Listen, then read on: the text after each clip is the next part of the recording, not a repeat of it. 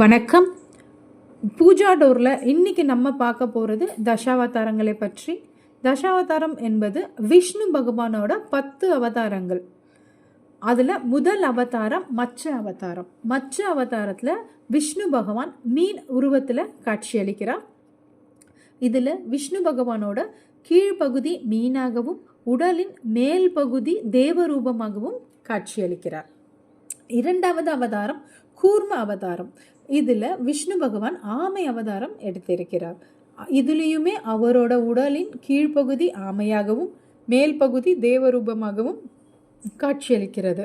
மூன்றாவது வராக அவதாரம். வராக அவதாரத்தில் விஷ்ணு பகவான் என்ன பண்ணுறாரு, பூமியை கொண்டு கடலுக்கடியில் வைத்து இரண்யாக்ஷன் என்ற அரசருடன் வராக அவதாரத்தில் 1000 ஆண்டுகள் போர் செய்து வென்றார் என்பது ஐதீகம். நான்காவது நரசிம்ம அவதாரம்.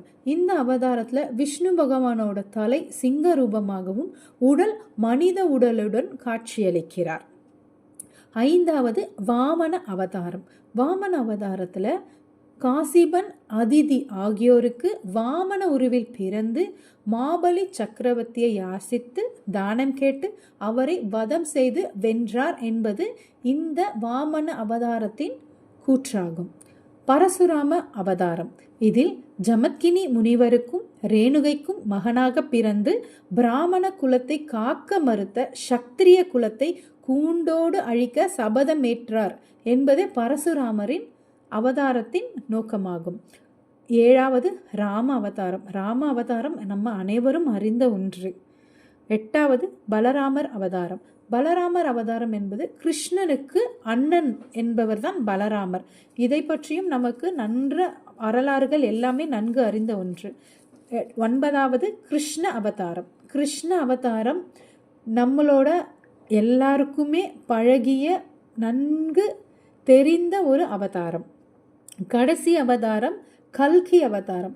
கல்கி அவதாரம் என்பது விஷ்ணுவின் கடைசி அவதாரமாக கூறப்படுகிறது. கலியுகத்தில் தீமைகளை அழிக்க விஷ்ணு பகவான் தோன்றியதே கல்கி அவதாரம். இது மாதிரி எல்லா அவதாரங்களையும் பற்றி தெரிந்திருக்கும்னு நினைக்கிறேன். உங்களுக்கு இந்த தசாவதாரமை உங்கள் வீட்டில் வாங்கி பயன்பெற டிஸ்கிரிப்ஷனில் கொடுத்துருக்கிற நம்பருக்கு கால் பண்ணுங்கள். தேங்க்யூ. இன்னொரு வீடியோவில்